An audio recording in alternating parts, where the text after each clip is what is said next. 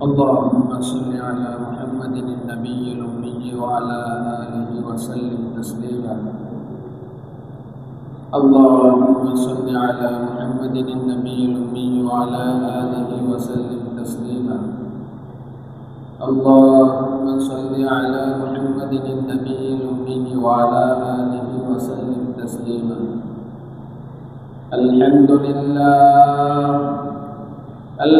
لله وكفى وسلام على عباده الذين اصطفى. أما بعد فقد قال الله تبارك وتعالى في كلامه المجيد وفرقان الحميد.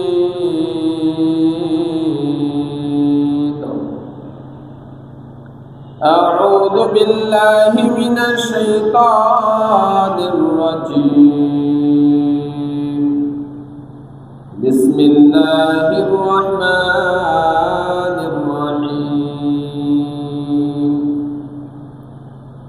رب هب لي من الصالحين. فبشرناه بغلام حليم. فلما بلغ معه السعي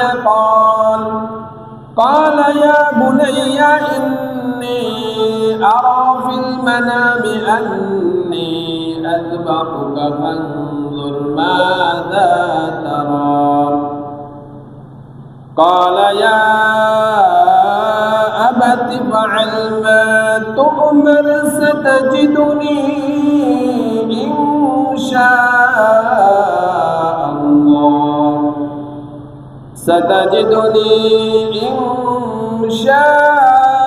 الله من الصابرين.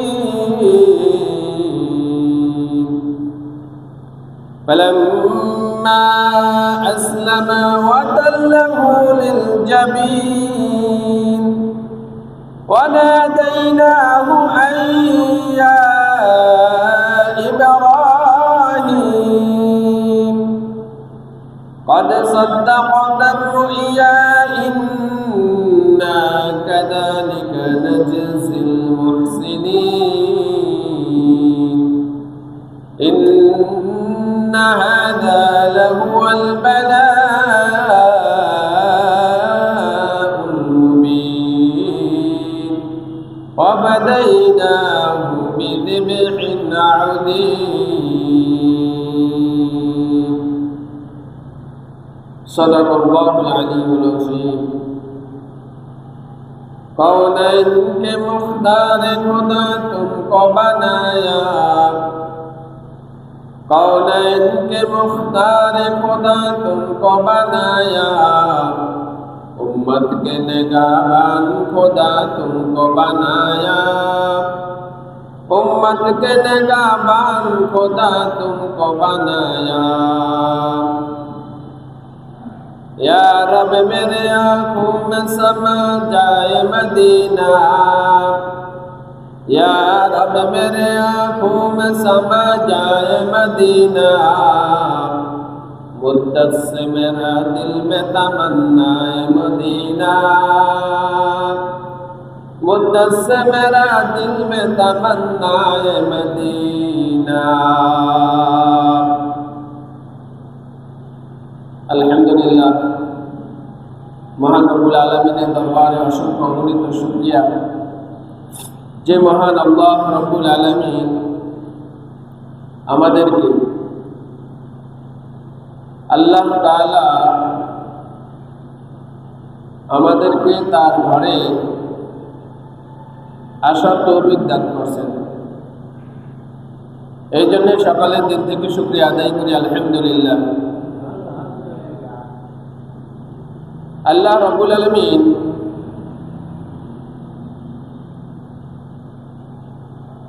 পৃথিবীর শুরু লগ্ন থেকে যত যা কিছু সৃষ্টি করেছে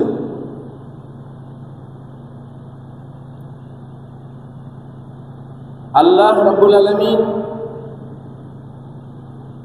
সব কিছু সৃষ্টি করেছেন, এর পিছনে আল্লাহ তাআলার বিশেষ উদ্দেশ্য রয়েছে। তো যা কিছু সৃষ্টি করেছেন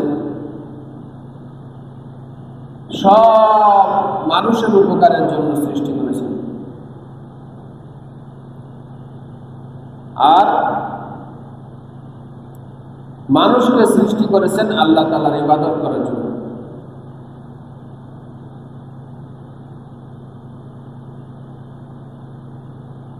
সামনে আমাদের এমন একটি মাস আসতেছে, যে মাসটিতে অনেক গুরুত্বপূর্ণ দুটি ইবাদতের কথা আল্লাহ তাআলা বলেছেন। একটি হলো হজ, আরেকটি হলো কোরবানি। কোরবানি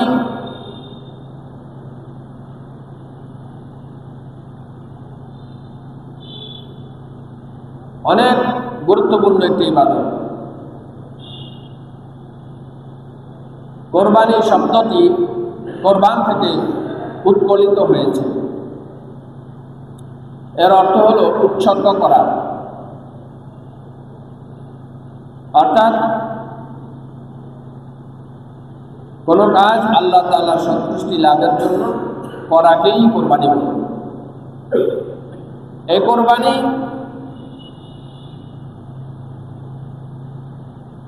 পৃথিবীর শুরু লগ্ন থেকেই চলে আসতেছে।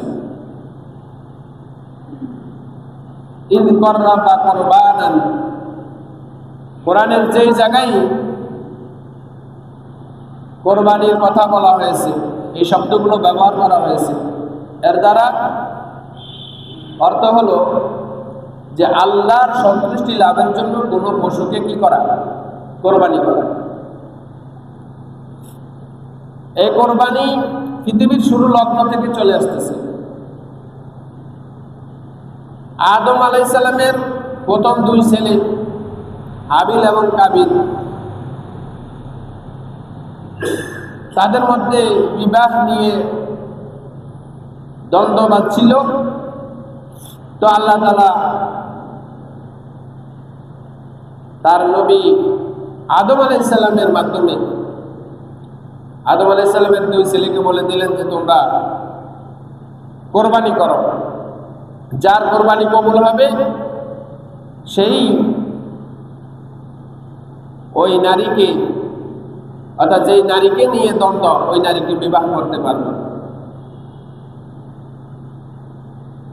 তো কোরবানি এটা পৃথিবীর শুরু লগ্ন থেকে চলে আসতেছে।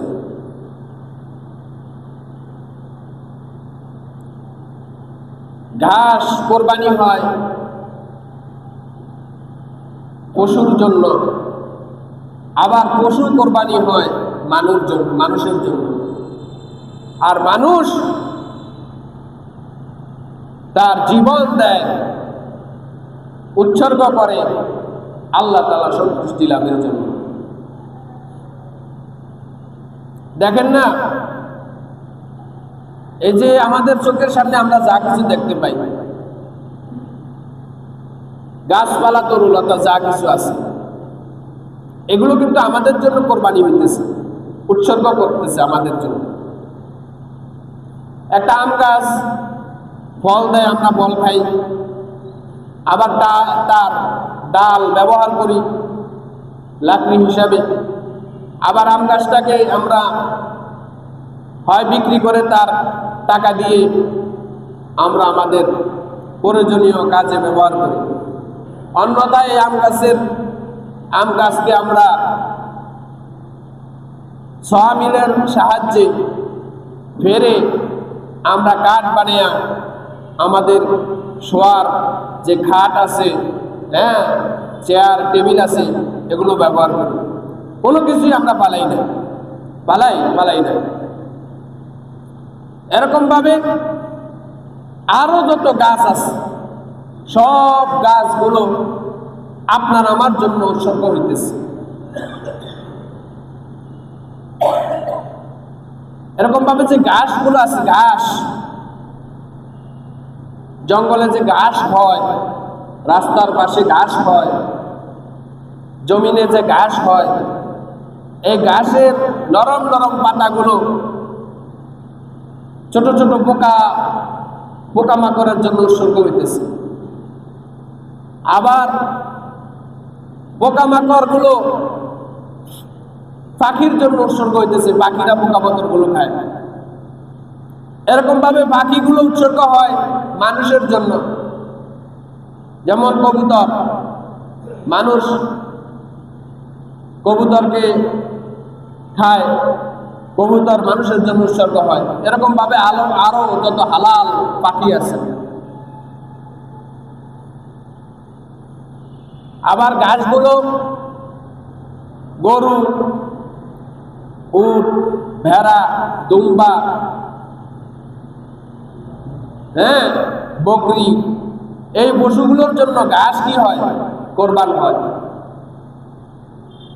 আর গরু, উট, ভেড়া, দুম্বা, মহিষ, বকরি, এগুলো কোরবানি হয় মানুষের জন্য। আর মানুষ কোরবানি হয় একমাত্র আল্লাহর জন্য। কার জন্য ভাই? আল্লাহর জন্য। সামান্য দেশের একজন দারোগা, একজন সিপাহী, একজন পুলিশ, একজন আর্মি, বিডিআর, র্যাব, এরা দেশের জন্য কি হয়? কোরবান হয়। কোরবান হয় কিনা? শহীদ হয় না? দেশের জন্য, আমাদের দেশের জন্য অনেকে শহীদ হয়েছে না? শহীদ হয়েছে। এই দেশ আমরা আমাদের পূর্বপুরুষদের কোরবানির কারণে, আত্মত্যাগের কারণে, রক্তের বিনিময়ে আমরা পেয়েছি। এরকম ভাবে একজন নেতার জন্য তার অধীনস্থ লোকেরা কোরবান হয়ে যায়। কোনো একটা বিষয় নিয়ে নেতাকে কেউ গালি দিলে নেতার জন্য জীবন দিয়া দেয়। এরকম আছে না? এরকম আছে। তো এই কোরবানি, এটা পৃথিবীর শুরু লগ্ন থেকে, এই কোরবানির দ্বারা উদ্দেশ্য হলো সন্তুষ্টি লাভ। প্রত্যেক ধর্মের ভিতরেই কোরবানি আছে। হিন্দুরাও কোরবানি করে কিনা?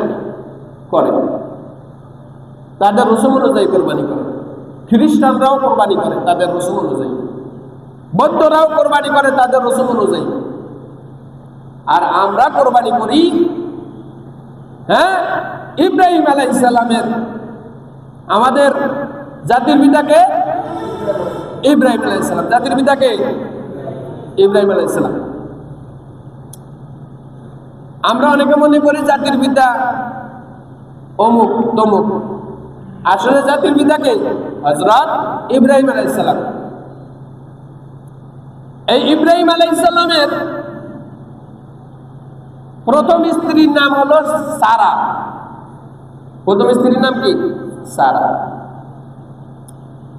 সারাকে যখন বিয়ে করেন, বিয়ের পরের থেকে নিয়ে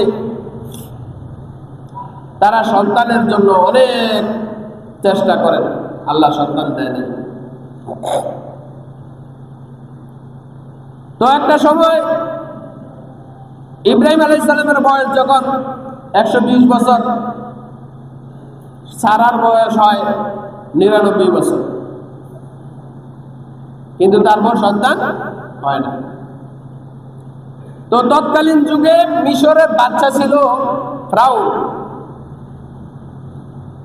কে ছিল? ফেরাউন। তো এই ফেরাউন, তার বান্দীদের মধ্যে একজন বান্দীর নাম ছিল হাজেরা। ফেরাউনের বান্দীদের মধ্যে একজন বান্দীর নাম ছিল কি? হাজেরা।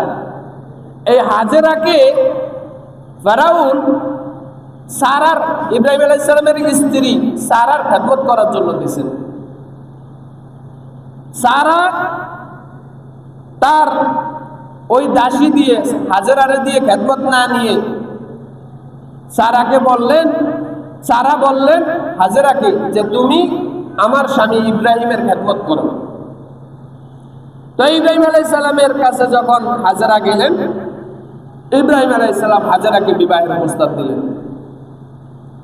এরপরে বিবাহ হয়। তারপরে তারা আল্লাহ তাআলার কাছে এরকম ভাবে দোয়া করেন।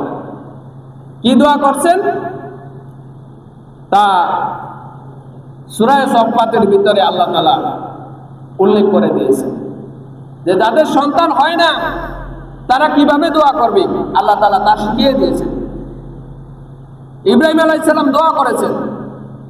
কোরআনের বিভিন্ন জায়গায় এরকম দোয়া আছে যে সন্তান, নেক সন্তান চাওয়ার ক্ষেত্রে, পুত্র সন্তান চাওয়ার ক্ষেত্রে আল্লাহ তাআলা কোরআনের আয়াত নাযিল করে দিয়েছেন আর বলছেন এভাবে এভাবে তোমরা দোয়া করো। তো ইব্রাহিম আলাইহিস সালামের সন্তান হয় না, সারা থেকে সন্তান হয় নাই। এরপরে ইব্রাহিম আলাইহিস সালাম হাজেরাকে বিবাহ করলেন সন্তানের আশায়। কিসের আশায়? সন্তানের আশায়। আমাদের সমাজে এরকম আছে না যে সন্তান হয় না, স্ত্রী বন্দা, তো দেখা যায় স্বামী আবার বিয়ে করে সন্তান লাভের আশায়, তাই না? অনেক সময় সন্তান না হলে দেখা যায় ওই সংসারটা অপূর্ণ থেকে যায়। অনেক সংসার ভেঙে যায় সন্তান না হওয়ার কারণে। অনেক সংসার সন্তানের উপর ভিত্তি করে একেবারে মরণ পর্যন্ত টিকে থাকে, তাই না?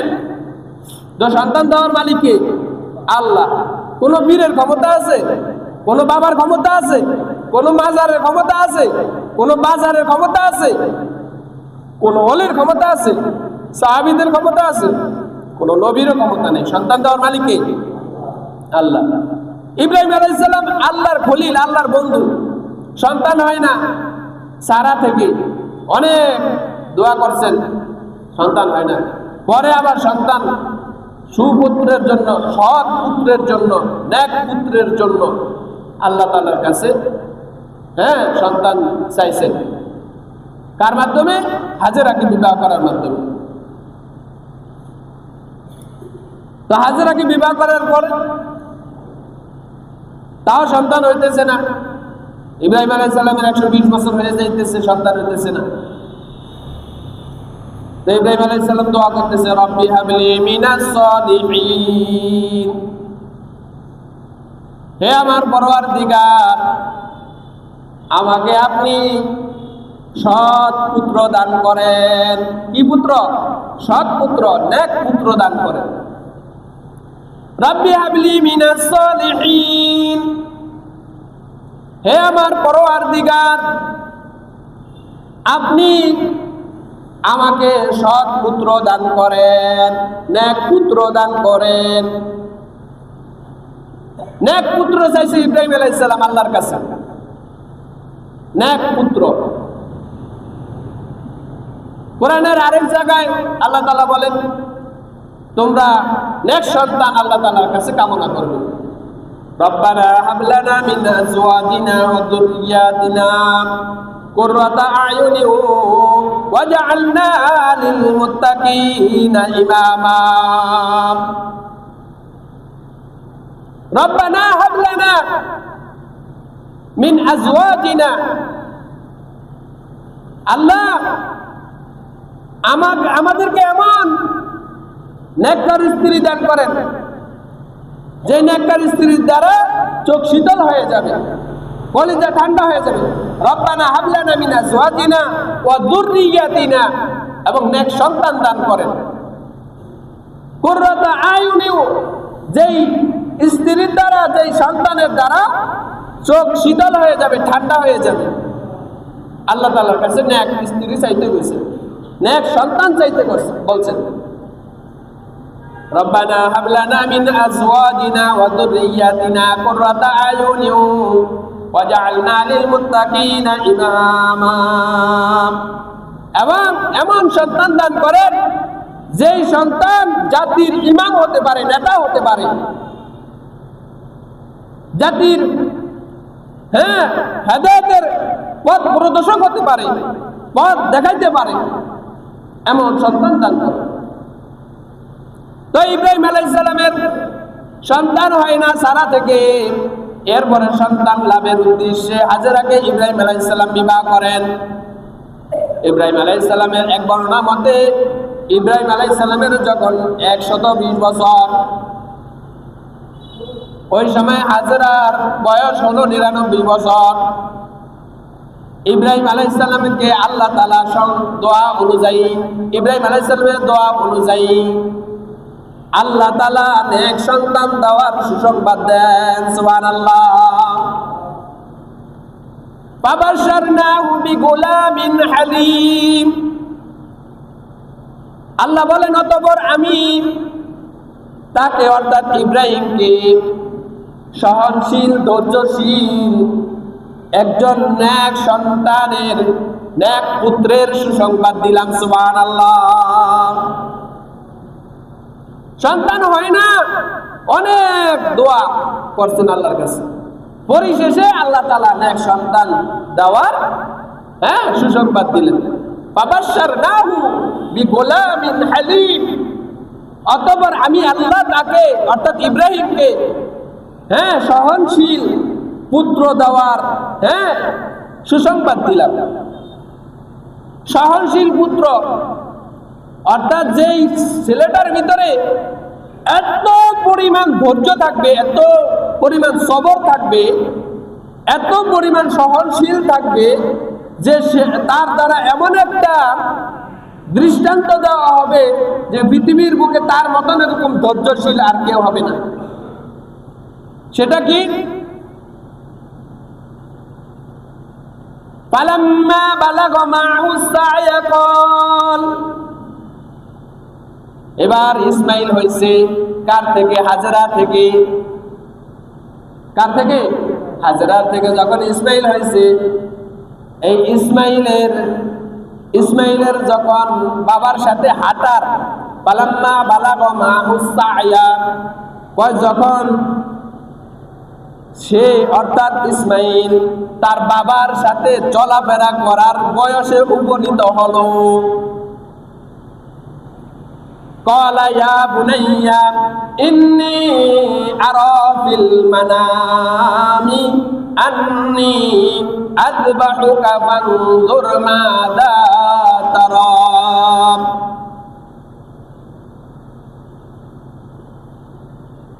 তো বলতেছেন যে যখন ইসমাইলের বয়স বাপের সাথে হাঁটার বয়সে উপনীত হলো, অর্থাৎ 13 বছর। এক বর্ণনার মধ্যে কয় বছর? 13 বছরে উপনীত হলো।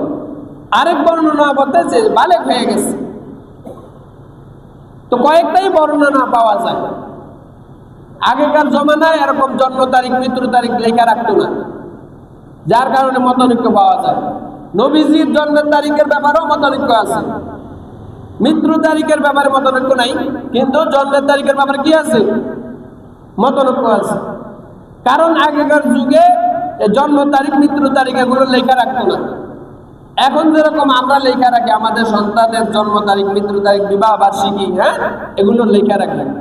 অনেক সময় বিদেশে পড়ালেখা করার ক্ষেত্রে বা স্কুলে ভর্তির ক্ষেত্রে, মাদ্রাসায় ভর্তির ক্ষেত্রে প্রয়োজন পড়ে, এই জন্য গার্জিয়ানরা লিখে রাখে।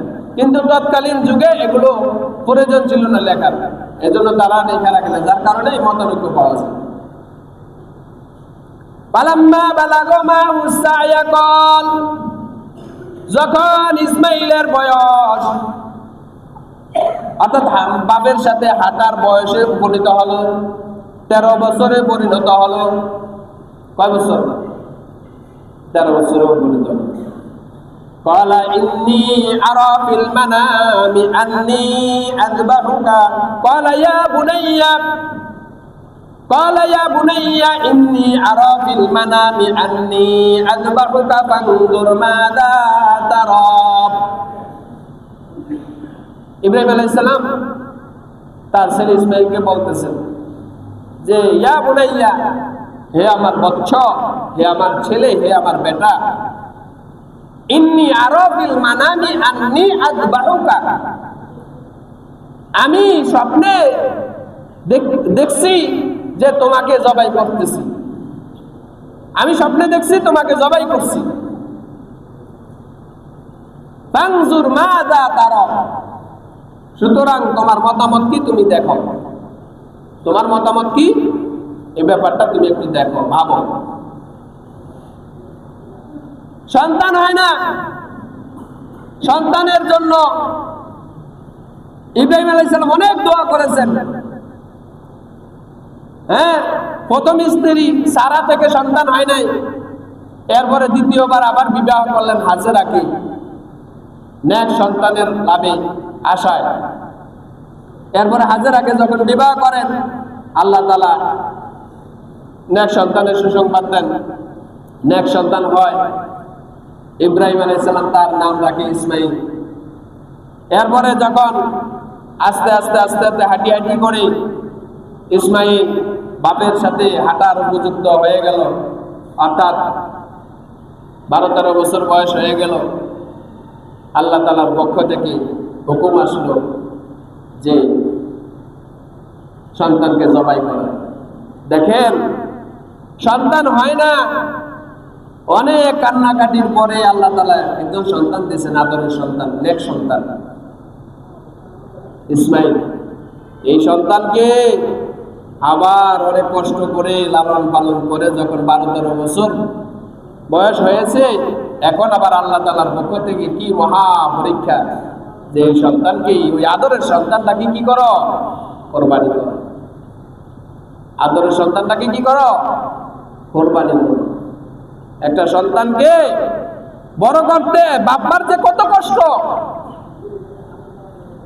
কত যে কষ্ট হয়, এটা আল্লাহ তাআলা কোরআনের ভিতরেই বলে দিয়েছেন সূরা লোকমানে। ওয়াসাইনাল ইনসানা বিওয়ালিদাইহি হামালাতহু উম্মুহু ওয়াহনান আলা ওয়াহনিন ওয়া ফিসালুহু ফি আয়ামাইন। একটা সন্তানকে মানুষ করতে, বড় করতে বাবা মার যে কি পরিমাণ মেহনত, কষ্ট, মুজাহাদা, খরচ হয়, এটা সন্তান যখন আবার বাবা হয় তখন বুঝে। বাবা মার ঋণ কোনোদিনই কোন সন্তান শোধ করতে পারবে না, কোনোভাবেই শোধ করতে পারবে না। গায়ের চামড়া কেটে খুলে এরপরে যদি জুতো বানিয়ে দেয়, তার বড় মার ঋণ, বাবার ঋণ শোধ হবে না। তারপরও দেখা যায় সন্তান বাবার সাথে বেয়াদবি করে, বাবার সাথে খারাপ আচরণ করে, মার সাথে বেয়াদবি করে, মাকে মারধর করে, হ্যাঁ, বাবার সাথে খারাপ আচরণ করে। কারণ কি? কারণ হলো যে নেক সন্তান আল্লাহর কাছে চাওয়া হয়নি, আর নেককার বানানোর জন্য চেষ্টা করা হয়নি। নেককার সন্তান আল্লাহর কাছে এক নম্বরে চায় নাই, কিভাবে চাবে? অনেকের বিবাহ হয় আপনার রিলেশনের মাধ্যমে, বাপ মাও জানে না বিবাহ কিভাবে হয়েছে। আবার অনেকের রিলেশনের মাধ্যমে বিবাহ হয়, বিয়ের আগের মানে সহবাস হয়েছে, বিয়ের এরপর বিবাহ হয়েছে, এরপরে দেখা যায় বাচ্চা হয়েছে। তাহলে এই সন্তানটা কি বৈধ সন্তান নাকি জারজ সন্তান? সমাজে এরকম অনেক আছে জারজ সন্তান, সমাজে এরকম অনেক সন্তান আছে জারজ সন্তান। আল্লাহ তাআলা বিবাহটার মাধ্যমে দুই বন্ধনকে হালাল করেছেন। এরকম ভাবে আবার বিবাহ করলেও, পারিবারিক বিবাহ করলো, কিন্তু শরীয়ত সম্মত ভাবে বিবাহটা সম্পূর্ণ করা হয় না। কিভাবে বিবাহ করলে শরীয়ত সম্মত হবে? একজন আলেমকে জিজ্ঞাসা করা হয় না, একজন নেককার মানুষকে জিজ্ঞাসা করা হয় না, বরঞ্চ হ্যাঁ, যে কিভাবে মানে নর্তকী এনে নাচানো যায়, কিভাবে গায়ক এনে গাওয়া যায়, কিভাবে ব্যবধাভাবে নাচানাচি করা যায়, পুরুষ এবং মহিলা মিলে একসাথে কিভাবে আনন্দ উদযাপন করা যায়। এই বিবাহের মাধ্যমে যে সন্তান হবে, এই সন্তান সুসন্তান হবে নাকি জারজ সন্তান হবে? জারজ সন্তান হবে। এই সন্তান ভালো হবে? এই সন্তান বাবা মার সাথে ভালো ব্যবহার করবে? কখনোই না। আপনি লেবু গাছ লাগাইয়া, যদি আপনি লেবু গাছ লাগাইয়া টক লেবু হ্যাঁ, টক লেবু লাগিয়ে যদি আপনি আপেলের আশা করেন কখনো হবে? কখনো হবে না। লেবু গাছ থেকেই লেবুই আসবে। লেবু গাছ থেকে কি আসবে? লেবুই আসবে। আপনার শুরুতেই তো সমস্যা। এরপরে বিবাহ হলো, বিবাহের পরে এরপরে যে মানে স্ত্রীর সাথে রাত্রি যাপনটা কিভাবে হবে তাও তো অনেক পুরুষরা জানে না। অনেকে তো ফরজ গোসলই জানে না, অনেক পুরুষরা ফরজ গোসলই জানে না, অনেক মা বোনেরাও জানে না। অনেক বয়স্ক মানুষ আছে যে মানে 80 বছর হয়ে গেছে, 60 বছর, 70 বছর, 80 বছর হয়ে গেছে, কিন্তু ফরজ গোসলের নিয়ম কানুন জানে না। জিজ্ঞাসা করলে পারবেন না ফরজ গোসল কাকে বলে, জানে না। জিজ্ঞাসা কর মানে আলেমদের থেকে জানবো না, আলেমদের কাছে ধারে কাছেও যাবে না। এখন যদি আমি উপস্থিত কয়েকজনকে জিজ্ঞেস করি যে ফরজ গোসলের ফরজ কয়টি গোসল, যে গোসল ফরজ হয়েছে এর নিয়ম কি আপনি বলেন তো, পারবে না। গোসল ফরজ হইলে কয়টা জিনিস ফরজ বলেন? হ্যাঁ, 1 নম্বর কি? কুলি করা। 1 নম্বরে কি? কুলি করা। 1 নম্বরে ভালো করে কি করতে হবে? 2 নম্বরে কি? নাকে পানি দেওয়া। 3 নম্বর হলো পুরা শরীরটা কি করতে হবে? পুরা শরীরে পানি বুঝাইতে হবে। পুরা শরীরে পানি বুঝাইতে হবে। এখন পানি বুঝাইতে গিয়ে যদি একটি চুল, একটি পশম বরাবর যদি শুকনো থাকে তাহলে ফরজ গোসল হইল না, আপনি নাপাকি রয়ে গেলেন।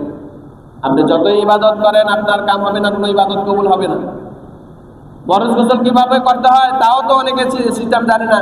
সর্বপ্রথম আগে যেখানে ময়লা লাগছে সেই জায়গাগুলো ধুয়ে নিতে হয়।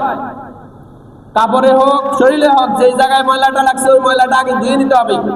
ওই জায়গাটা ধুয়ে না নিলে আপনার কি হবে? আপনি যদি আগে পানি ঢাইলা দেন তাহলে যেই জায়গায় ময়লাটা লাগছে ওই ময়লাটা আরো পুরো শরীরে ছড়াবে। এই জন্য যেই জায়গায় ময়লাটা লাগছে ওই জায়গাটাকে আগে আলাদাভাবে ধুয়ে নেবেন, শরীরের হোক কাপড়ের হোক। এরপরে কি করবেন? কুলি করবেন, নাকে পানি দিবেন, তারপরে পুরা শরীরে প্রথমে একবার পানি ঢালবেন। ঢাইলা ভালো করে পুরা শরীরে ডইলা সব জায়গায় পানি বুঝিয়ে দিবেন। এরপরে আবার পানি ঢালবেন 2 বার। এরপরে সুন্দর করে ভালো করে আবার ঢালবেন। এরপর 3য়-বার আবার পানি ঢালবেন। এইভাবে, এটা হলো সুন্নাত। এটা হলো কি?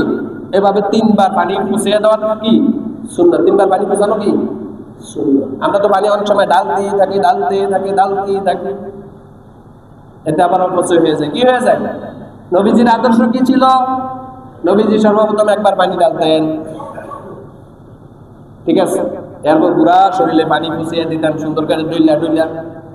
এরপরে আবার পানি ঢালতেন, ঢালার পরে আবার এই ডইলা পুরা শরীরে পানি পুষিয়ে দিতেন। 3 বারের সময় পানি ঢালার পরে শেষ। এটা হলো নবীজির আদর্শ। তো সুসন্তানের আশা করি বাবার হাতে সন্তান খুন হয়, সন্তানের হাতে বাবা খুন হইতেছে এখন।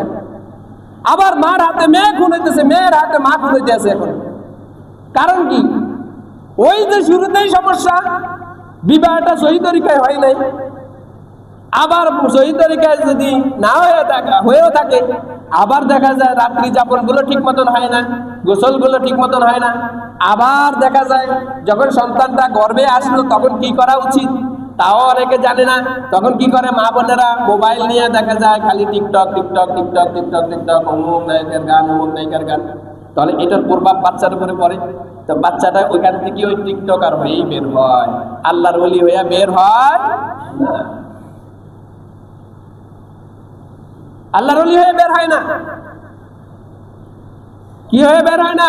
আল্লাহর ওলি হয়ে বের হয় না, টিকটকার হয়েই বের হয়, নায়ক হয়েই বের হয়, নায়িকা হয়েই বের হয়, সুসন্তান হয়ে বের হয় না। হ্যাঁ, এরকম ঘটনা পাওয়া যায় যে মা সন্তানকে গর্ভে নিয়ে কোরআন তেলাওয়াত করছে, তো 18 পারা পর্যন্ত গেছে, এরপরে সন্তান দুনিয়াতে আইসা পড়ছে। তো বলা হয়েছে যে এই সন্তানকে মা যখন একটু বড় হয়েছে মাদ্রাসায় ভর্তি করতে নিছে। তো মা বলছে যে আমার এই সন্তানকে আপনি হাফেজে কোরআন বানাবেন। কি বানাবেন? হাফেজে কোরআন। এখন সন্তানকে আলিফ শিখাইতে আছে, ওস্তাদ কি শিখাইতে আছে? আলিফ, বা, তা, হ্যাঁ, এরকম আরবি 29টি হরফ শিখাইতে আছে। তো সন্তান আরবি 29 হরফ শিখবে কি? সন্তান এই যে পুরা কোরআন শিখে শুরু থেকে পড়তে আছে, সুবহানাল্লাহ। পড়তে পড়তে পড়তে পড়তে সন্তান 18 পারা পর্যন্ত মুখস্থ বলছে, সুবহানাল্লাহ। 18 পারা পর্যন্ত যাওয়ার পরে এরপর সন্তান চুপ করে রয়েছে। ওস্তাদ আশ্চর্য হয়ে গেছে, হায় হায়, এই সন্তানের যদি আমার আলিফ বাতা শেখানোর জন্য ওর গার্জিয়ান দিয়ে গেল, এই সন্তান দিয়ে আরবি পড়তে পড়তে শুরু, হ্যাঁ কোরআনের শুরু থেকে পড়তে পড়তে 18 পারা পর্যন্ত পড়ে লাগছে। কারণটা কি? ওর গার্জিয়ানকে ডাকো। গার্জিয়ানকে ডাকা হলো। ডাকানোর পরে এরপরে জিজ্ঞেস করলো যে আপনার এই সন্তানকে আলিফ বাতা শেখানোর জন্য দিলেন, আরবি আরো 29টি শেখানোর জন্য দিলেন, এই সন্তানটি 18 পারা পর্যন্ত মুখস্থ, কারণ কি? তো মা বলতেছে যে আমার এই সন্তান যখন গর্ভে ছিল, কি কইছিল? গর্ভ ছিল, তখন আমি 18 পারা পর্যন্ত মুখস্থ করছিলাম আমি মা। তো আমি 18 পারা মুখস্থ করার কারণে মনে হয় আল্লাহ তাআলা আমার এই কোরআনের আসরটা আমার সন্তানের দিলের ভিতরে দিয়ে দিছে। সুবহানাল্লাহ। দেখেন নাই নায়কদের সন্তান কি হয়? দেখেন নায়কদের সন্তান কি হয় বলেন? কি হয়? নায়ক হয়। আর নর্তকীদের সন্তান কি হয়? নর্তকী হয়। খুব কম আলেম হয়, খুব বুজুর্গ কম হয়। আর আলেমদের সন্তান কি হয় বলেন?